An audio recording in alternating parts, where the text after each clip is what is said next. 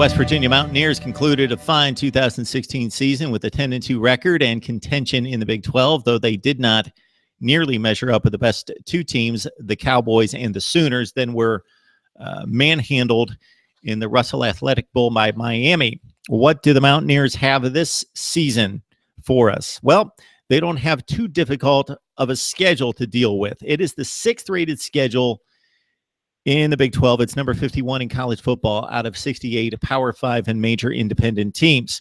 Which West Virginia starts out with an interesting date against Virginia Tech. That's a neutral site game that favors the Hokies to a certain extent, being played in Landover, Maryland, September 2nd, taking on the Hokies, rated number 31 according to ESPN's Power Index. The other two non-conference games, not too difficult, East Carolina and Delaware State. All right. West Virginia, of course, plays in the Big 12 where everybody plays everybody. And despite the knock against the Big 12 in recent years being void of a championship game that they will play in 2017, at least everybody plays everybody. So there's no controversy over teams missing certain powerhouses and having lighter schedules. So everybody plays everybody in the Big 12. So for West Virginia, the two tough stretches here are about mid-season starting October 7th. They've got a stretch run of TCU on the road, Texas Tech at Baylor and Oklahoma State.